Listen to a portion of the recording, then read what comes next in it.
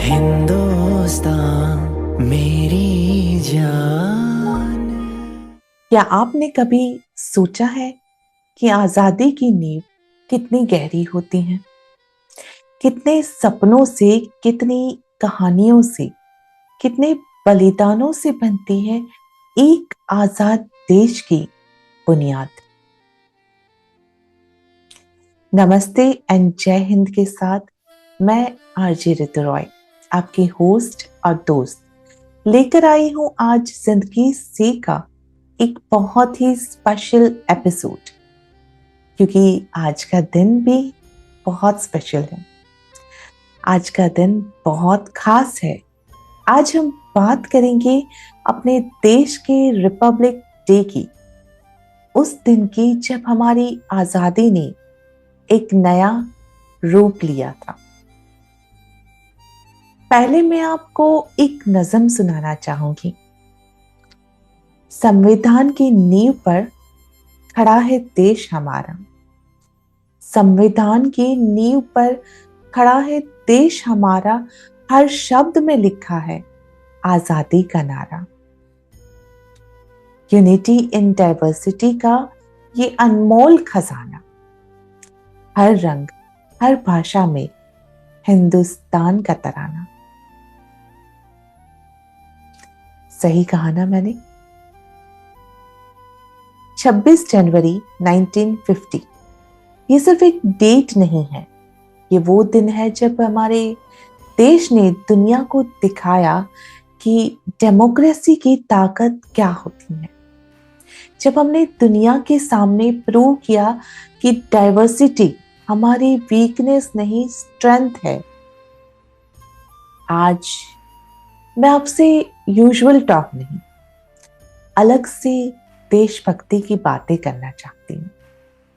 मैं आज आपको बताना चाहती हूँ कि रिपब्लिक डे सिर्फ एक हॉलीडे नहीं है, परेड नहीं है या फ्लैग होस्टिंग का दिन नहीं है। ये वो दिन है जब हम सोचे कि आजादी का मतलब क्या है। आजादी का मतलब सिर्फ फ्रीडम नहीं होता। आजादी का मतलब होता है रिस्पॉन्सिबिलिटी, और यही हमारा कॉन्स्टिट्यूशन हमें सिखाता भी है।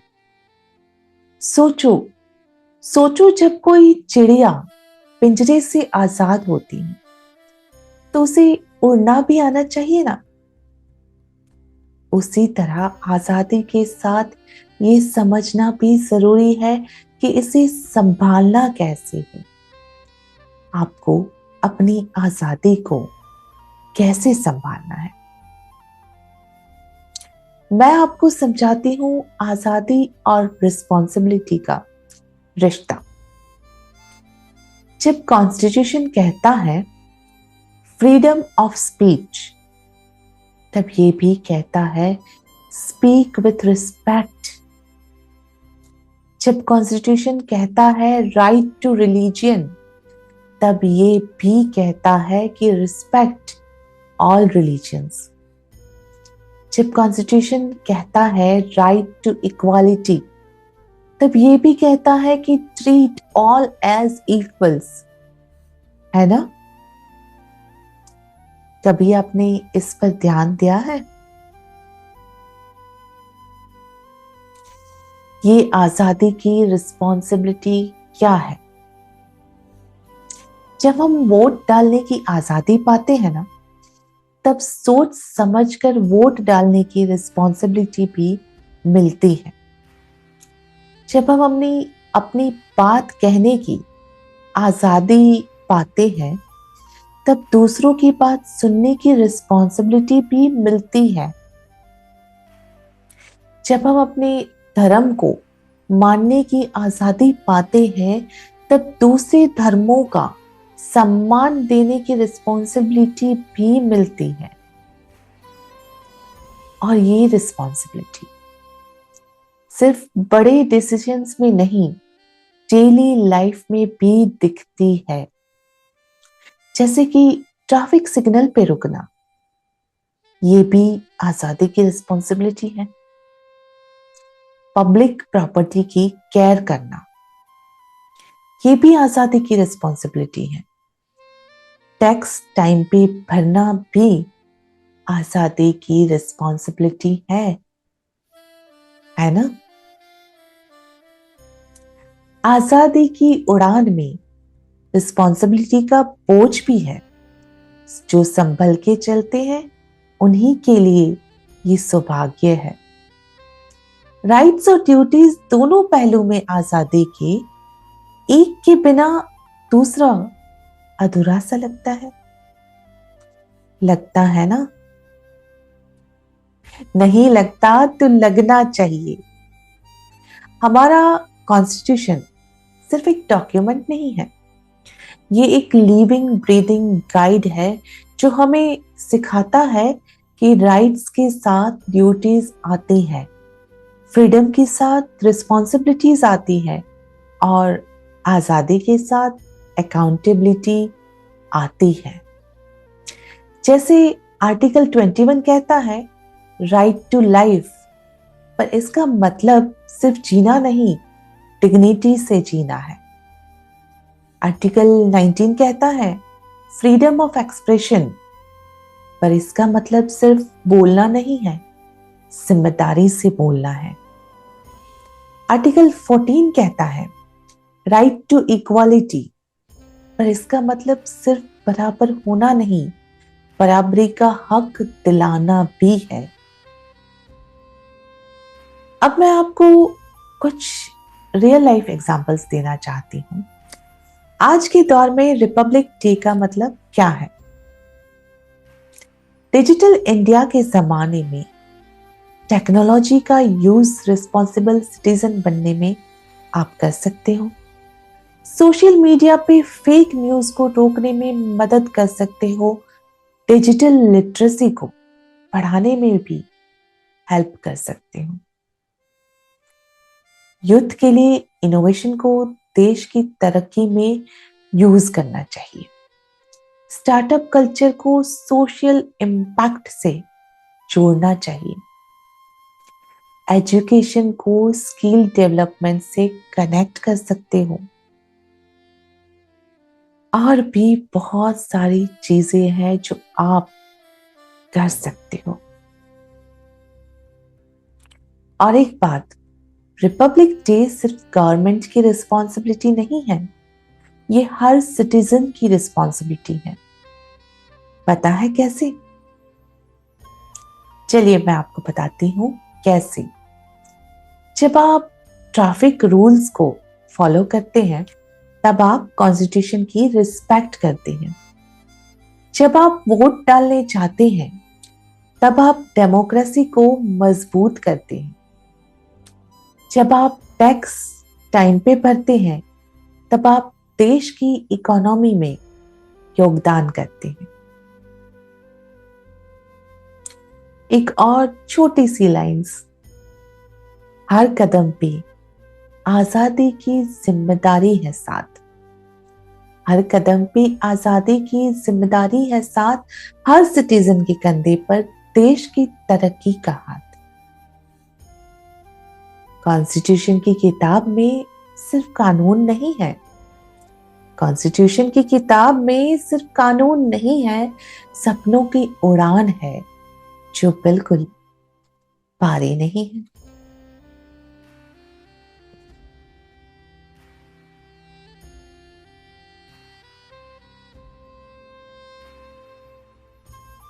आज मैं आपसे एक सवाल करना चाहती हूं।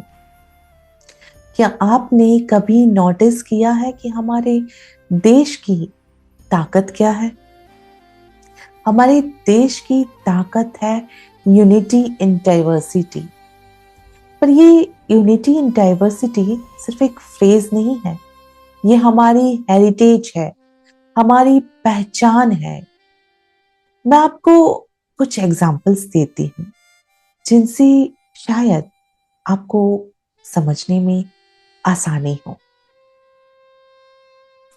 हमारे देश में 28 स्टेट्स हैं। हर स्टेट की अपनी यूनिक आइडेंटिटी है। 22 ऑफिशियल लैंग्वेजेस हैं, पर दिल की भाषा एक है।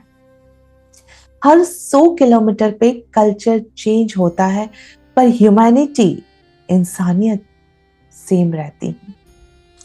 हर त्योहार का रंग अलग है, पर खुशियां एक जैसी है। हर रीजन की क्यूजीन अलग है, पर स्वाद एक जैसा है। सोचो सोचो कितनी खूबसूरत बात है। कश्मीर के कावा से लेकर केरला की कापी तक हर कप में अपनापन है। राजस्थान के घाघरे से लेकर बंगाल की साड़ी तक हर कपड़े में एक कहानी है। पंजाब के सरसों के खेत से लेकर तमिलनाडु के कोकोनट ग्रूव्स तक हर जमीन पे बरकत है ना। ये डाइवर्सिटी सिर्फ कल्चरल नहीं है। जब कोई नेचुरल डिजास्टर आता है, तब नॉर्थ का जवान साउथ की मदद को दौड़ा चला आता है। जब कोई फेस्टिवल आता है, तब ईस्ट का सेलिब्रेशन वेस्ट तक पहुंच जाता है। जब क्रिकेट मैच होता है, तब पूरे देश की धड़कन एक हो जाती है। होती है ना। हर स्टेट की अपनी कहानी, हर रीजन की अपनी पहचान। हर स्टेट की अपनी कहानी, हर रीजन की अपनी पहचान। पर जब मिलती है ये कहानियां, तब बनता है हिंदुस्तान। कश्मीर से कन्याकुमारी तक, गुजरात से अरुणाचल तक। कश्मीर से कन्याकुमारी तक, गुजरात से अरुणाचल तक हर मिट्टी का रंग अलग है, पर तिरंगा एक है। हर जुबान की धुन अलग है, पर गीत एक है। अब मैं आपको एक और इंटरेस्टिंग पर्सपेक्टिव देना चाहती हूं। डाइवर्सिटी के थ्रू यूनिटी का कंसेप्ट। जब नॉर्थ का सरसों का साग साउथ की रस्म के साथ मिला, जब गुजरात का डांडिया बंगाल की धनोची डांस के साथ ठुमके लगाए, जब पंजाब का भांगड़ा केरला की मोहिनीअट्टम में सात ताल मिलाए, तब बनता है हमारा हिंदुस्तान। बनता है ना।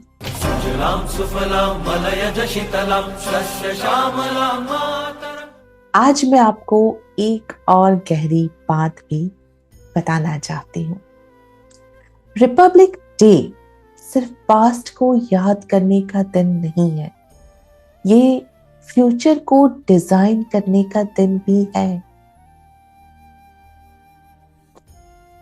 फ्यूचर को डिजाइन करने का कैसे? चलिए कुछ प्रैक्टिकल स्टेप्स शेयर करके बताती हूँ कि हम कैसे बेटर सिटीजन्स बन सकते हैं। लोकल लेवल पर हम क्या कर सकते हैं?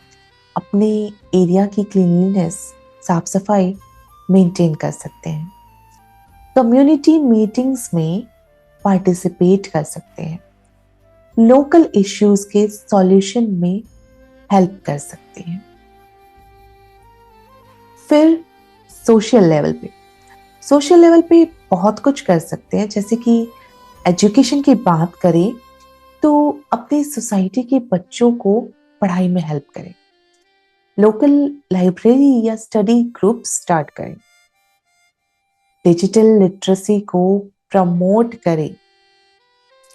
कैरियर गाइडेंस सेशन ऑर्गेनाइज करें।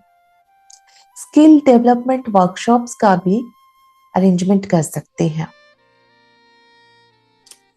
जेंडर इक्वालिटी के लिए क्या कर सकते हैं? वर्क स्पेस में इक्वल अपॉर्चुनिटीज को सपोर्ट करें। गर्ल चाइल्ड एजुकेशन को एनकरेज करें। विमेन एंट्रीप्रेन्योर्स को प्लेटफॉर्म दे, सेफ्टी अवेयरनेस प्रोग्राम्स ऑर्गेनाइज करें, डोमेस्टिक वायलेंस के अगेंस्ट आवाज उठाइए। एनवायरमेंटल कॉन्शियसनेस के लिए लोकल क्लीनअप ड्राइव्स ऑर्गेनाइज कर सकते हैं आप, वेस्ट सेग्रीगेशन अवेयरनेस फैला सकते हैं, ट्री प्लांटेशन ड्राइव स्टार्ट कर सकते हैं, प्लास्टिक फ्री जोन्स क्रिएट कर सकते हैं, वाटर कन्वर्जेशन पे भी फोकस कर सकते हैं, रिन्यूएबल एनर्जी को प्रमोट कर सकते हैं। बहुत कुछ है जो अगर आप करना चाहें तो कर सकते हैं। सोशल रिस्पॉन्सिबिलिटी सिर्फ कॉन्सेप्ट नहीं, एक्शन है, और हर एक्शन चाहे कितना भी छोटा हो चेंज ला सकता है। और फाइनली नेशनल लेवल पे आप क्या कर सकते हैं? वोटिंग राइट्स का रिस्पॉन्सिबल यूज करें।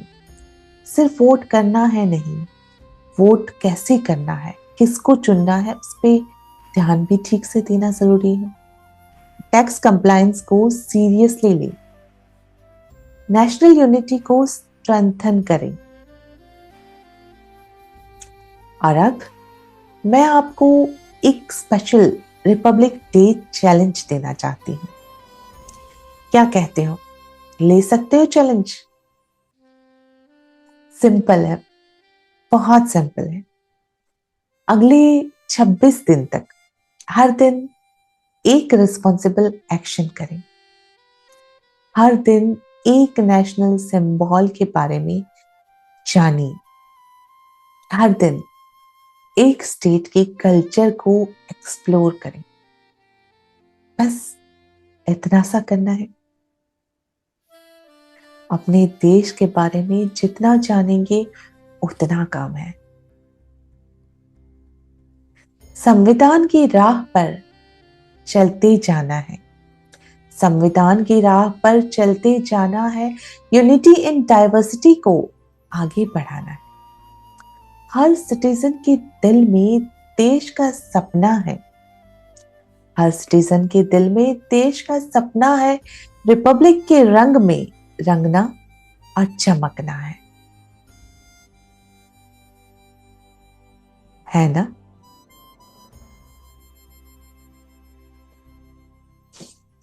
जाने से पहले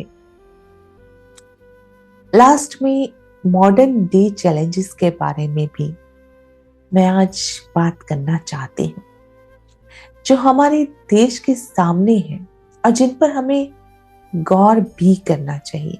ऐसे कुछ चैलेंजेस जैसे कि डिजिटल रिवॉल्यूशन, टेक्नोलॉजी का रिस्पॉन्सिबल यूज, डिजिटल लिटरेसी का स्प्रेड, साइबर सिक्योरिटी की अवेयरनेस, ऑनलाइन सेफ्टी का इंपॉर्टेंस, डिजिटल डिवाइड को ओवरकम करना। एनवायरमेंटल चैलेंजेस, क्लाइमेट चेंज से मुकाबला, सस्टेनेबल डेवलपमेंट, ग्रीन एनर्जी की तरफ कदम, वाटर कंजर्वेशन, एयर पॉल्यूशन से जंग। दिल्ली में जानते हैं ना कितना एयर पॉल्यूशन हो चुका है। दूसरा, social media impact, fake news से लड़ाई, responsible sharing, positive content creation, community building, digital citizenship. इन सब पे ध्यान देना है। इन चैलेंजेस से डील करने के लिए हमें यूनिटी की जरूरत है, और ये यूनिटी सिर्फ ज्योग्राफिकल नहीं, इमोशनल होनी चाहिए। दिल से आपकी इमोशन निकलना चाहिए कि हमें साथ रहना है, साथ मिलकर चलना है। मेरे प्यारे देशवासियों, आज के इस खास दिन में मैं आपसे एक प्रॉमिस मांगना चाहती हूँ। प्रॉमिस कीजिए कि हम बेटर सिटीजन्स बनेंगे। हम अपने राइट्स के साथ ड्यूटीज भी निभाएंगे। हम यूनिटी इन डाइवर्सिटी को सेलिब्रेट करेंगे, मनाएंगे और आगे बढ़ाएंगे। बढ़ाएंगे ना? प्रॉमिस? इस रिपब्लिक डे पे याद रखिए, कॉन्स्टिट्यूशन सिर्फ किताब नहीं है, वे ऑफ लाइफ है। डेमोक्रेसी सिर्फ सिस्टम नहीं है, रिस्पॉन्सिबिलिटी है। और सिटीजनशिप सिर्फ स्टेटस नहीं है, कमिटमेंट है। तो चलते हैं, मिलेंगे अगले एपिसोड में। तब तक के लिए अपना और अपने देश का ख्याल रखिए। और हाँ, याद रखिए, हम सब मिलकर ही एक बेहतर भारत बना सकते हैं। जय हिंद, जय भारत। आरजे ऋतु रॉय साइनिंग ऑफ।